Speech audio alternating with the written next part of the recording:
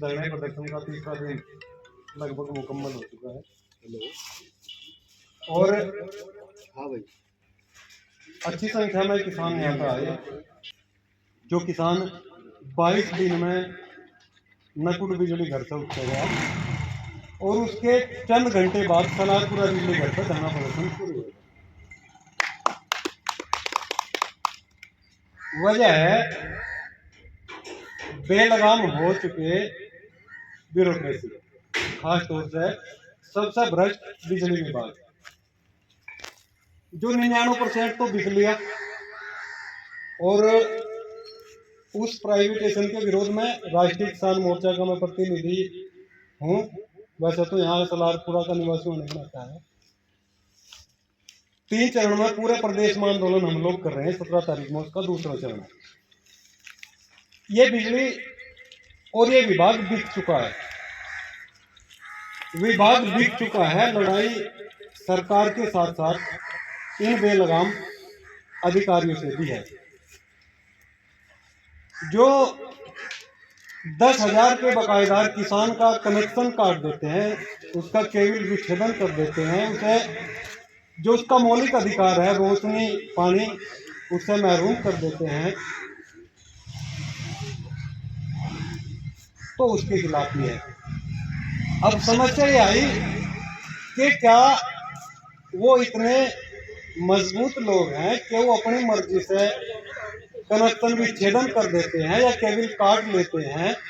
तो इसका उत्तर नहीं है, क्योंकि कई सारे बिजली विभाग के जी इस्तीफा दे करके नौकरी छोड़ करके चले गए।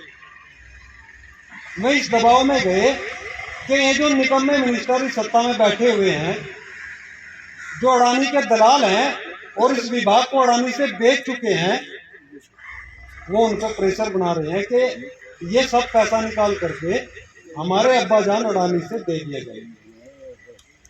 क्योंकि सिस्टम इन लोगों से संभल नहीं रहा है, इंस्टीट्यूशन इन लोगों से चल नहीं रहे हैं। लगातार हर इंस्टीट्यूशन एक एक करके बेचा जा रहा है, चाहे वो रेलवे हो, चाहे वो BSNL हो, चाहे वो एयरपोर्ट रहे हो, चाहे वो बिजली विभाग रहा हो। हर विभाग एक एक करके ऑडियो के भाव नीलाम किया जा रहा है। हम लोग दूसरी स्टेट के लोगों के ऊपर दबाव बना रहे हैं, जबकि इन लोगों के हाथ में ज्यादा कुछ है नहीं, क्योंकि ये लोग ऑर्डर देने वाले नहीं हैं, ये लोग ऑर्डर फॉलो करने वाले हैं। लेकिन बैठते इसलिए हैं ताकि जो दिल्ली और लखनऊ में बैठे हैं उनके ऊपर दबाव बनाया जा सके। जहां से ये EVM भर के वोट लेकर जाते हैं, वो EVM भरने वाले आज यहाँ बैठे हुए हैं। इस मुल्क में 1947 से पहले एक नारा दिया जाता था कि आप लोगों की समस्या अंग्रेज हैं, अंग्रेज इस मुल्क से चले जाएंगे तो आप लोगों की समस्या खत्म हो जाएगी। ऐसा हमारे लोगों से नारे दिए गए।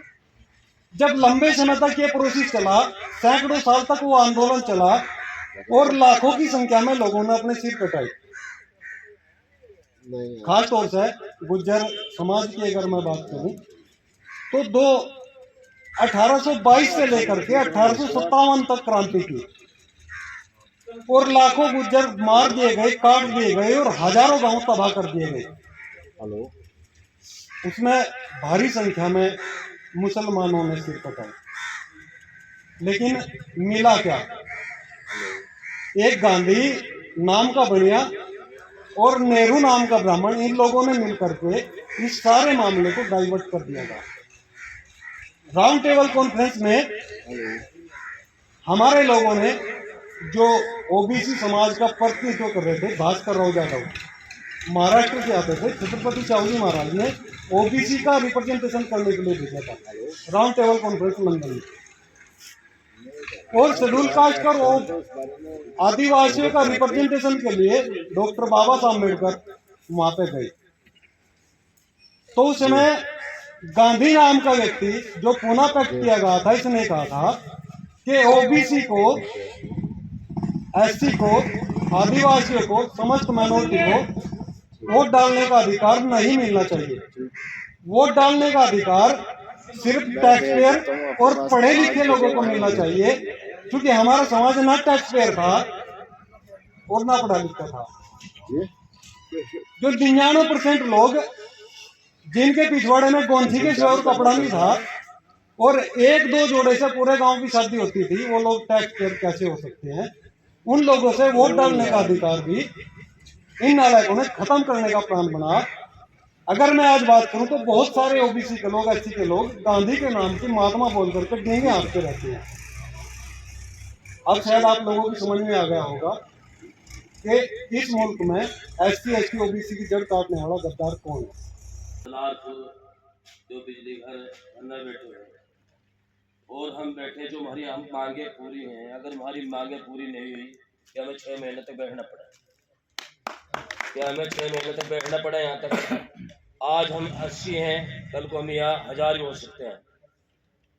और जो हमारी मांगे हैं भाई, ये जो पद अधिकारी हैं, घरों में बढ़ते हैं, किसी एक केबिल काटते हैं, किसी में 30,000 रुपये मांगते हैं, किसी 50,000 रुपये मांगते हैं, और ये परेशानी ज़्यादा हो रही है। हमारी तो मांगे हैं, जब तक हम इतने 3 दिन से बैठे, अगर हमें 6 महीने तक भी बैठना मंजूर है, बैठेंगे।